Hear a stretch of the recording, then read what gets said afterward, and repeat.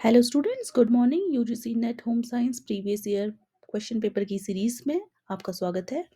आइए आज का क्वेश्चन देखते हैं। ये क्वेश्चन यूजीसी नेट ने 2025 में पूछा है। Match the finishes given in the list 1 with their purpose given in the list 2। तो सूची 1 में दी गई परिसज्जा का सूची 2 में दिए गए उद्देश्य से मिलान कीजिए। तो यहाँ 4 तरह की परिसज्जाएं दी हुई हैं: मर्सराइजेशन, सेंफोराइजेशन, स्काउरिंग और सिंजिंग। तो आइए इनके बारे में जानते हैं।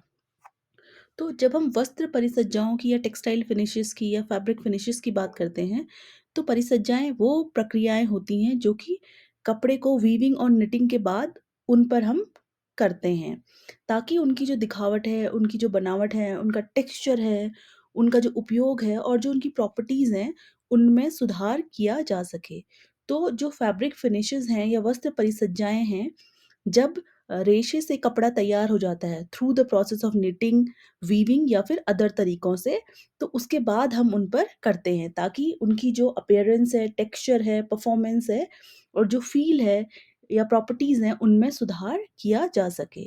तो बेसिकली कपड़े को अच्छा बनाने के लिए, उसमें अट्रैक्टिवनेस लाने के लिए और उसको पर्टिकुलर एंड यूज़ के लिए सूटेबल बनाने के लिए हम परिसज्जाएँ करते हैं। तो मुख्य रूप से परिसज्जाएँ 2 प्रकार की होती हैं। एक होती है हमारी यांत्रिक परिसज्जा, जिसे हम बोलते हैं मैकेनिकल फिनिशेस, और दूसरी होती है रासायनिक परिसज्जा, जिसे हम बोलते हैं केमिकल फिनिशेस। तो जो यांत्रिक परिसज्जाएँ होती हैं, वह विभिन्न यंत्रों के माध्यम से, मशीनों के माध्यम से, उपकरणों के माध्यम से की जाती है। उसमें कपड़े को या तो खींचा जाएगा, दबाया जाएगा, प्रेस किया जाएगा, घिसा जाएगा, गर्म किया जाएगा।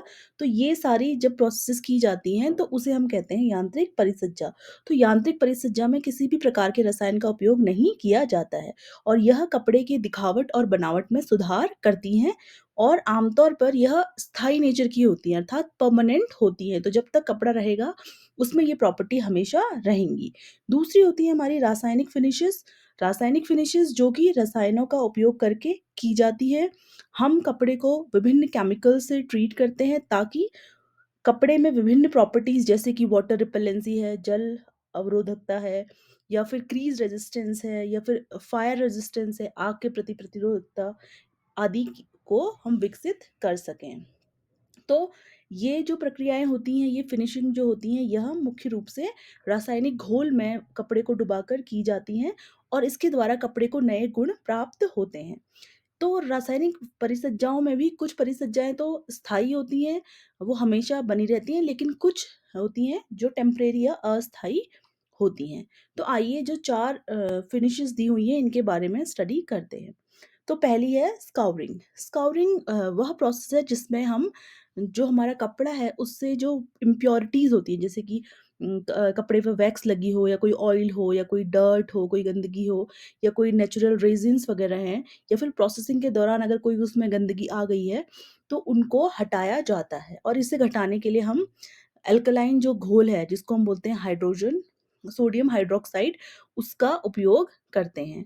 तो अगर हम देखें तो स्काउरिंग का जो मुख्य उद्देश्य है वो यही है कि कपड़े को हम आगे की फर्दर प्रोसेसेस के लिए प्रिपेयर कर रहे हैं, तैयार कर रहे हैं और उससे जो भी गंदगी या डर्ट या उस पे लगी हुई है उसको हटा रहे हैं, ताकि जो कपड़ा है उसकी जो वाटर एब्ज़ॉर्बेंसी है, जल को अवशोषित करने की क्षमता है, उसमें सुधार किया जा सके। तो इसके लिए हम कपड़े को सोडियम हाइड्रोक्साइड और डिटर्जेंट मिले गर्म पानी में डुबोकर रखते हैं और कुछ तापमान पर हम इसे थोड़ी देर के लिए पकाते हैं और इस प्रक्रिया द्वारा हम कपड़े से जो इम्प्योरिटीज़ हैं, जो अशुद्धियाँ हैं, उसको हटा पाते हैं। तो यह मुख्य रूप से जो नेचुरल फाइबर हैं, जैसे कि सूती है, कॉटन का कपड़ा है और लिनन है, उसमें की जाती हैं। तो स्काउरिंग का मुख्य उद्देश्य है कपड़े से इम्प्योरिटीज़ को, गंदगी को हटाना।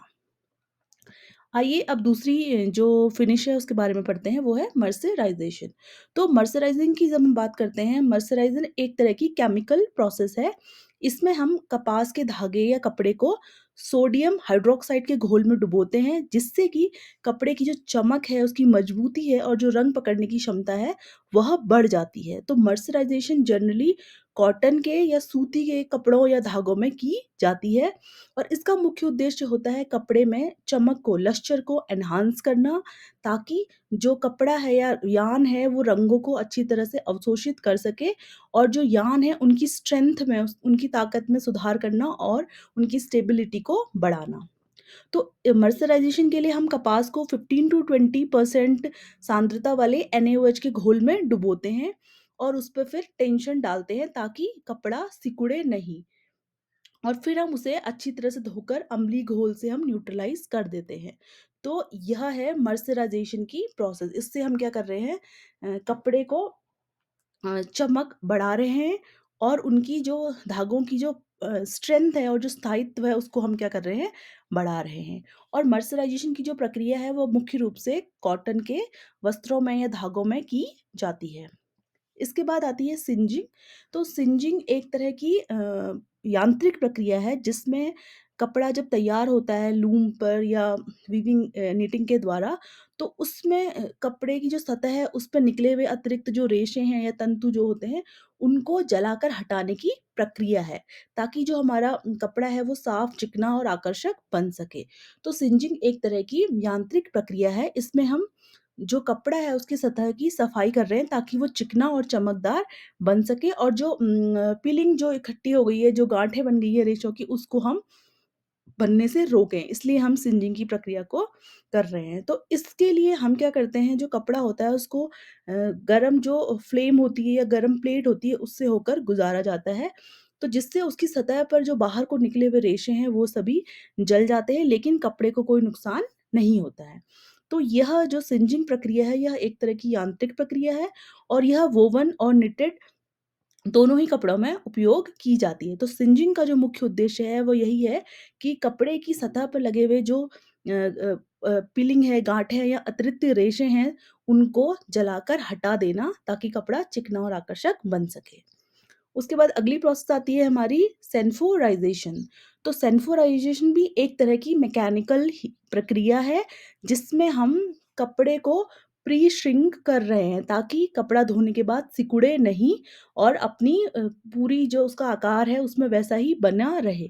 तो सेंफोराइजेशन जो प्रक्रिया है उसका मुख्य उद्देश्य है कि कपड़े को श्रिंक करने से या सिकुड़ने से बचाना। तो सेंफोराइजेशन का मुख्य काम है कपड़े को सिकुड़ने से बचाना, ताकि जो कपड़े का साइज़ है, उसका जो आकार है, उसकी फिटिंग हो, वो स्थायी बनी रहे और धोने पर छोटी ना हो। तो इससे जो हमारी कपड़े हैं उनकी क्वालिटी में सुधार होता है। तो सेंफोराइजेशन क्योंकि मैकेनिकल प्रक्रिया है, तो इसमें हम कपड़े को पहले स्टीम में या भाप में पकाते हैं, सॉफ्ट करते हैं और फिर उसको रबर बेल्ट और गर्म सिलेंडर से होकर गुज़ारा जाता है और उस पे बहुत प्रेशर डाला जाता है जिसके कारण कपड़ा जितना भी सिकुड़ना होता है वह पहले ही सिकुड़ जाता है। तो फिर जब बाद में कस्टमर कपड़ा खरीदने के बाद उसे धोएगा तो वह सिकुड़ेगा नहीं। तो सेंफोराइज़ेशन मुख्य रूप से हमारे कॉटन, डेनिम और बच्चों के वस्त्रों में की जाती है। तो सेंफोराइज़ेशन जो प्रक्रिया है वह एक तरह की यांत्रिक प्रक्रिया है और इसका मुख्य उद्देश्य है कपड़े को सिकुड़ने से बचाना। ठीक है?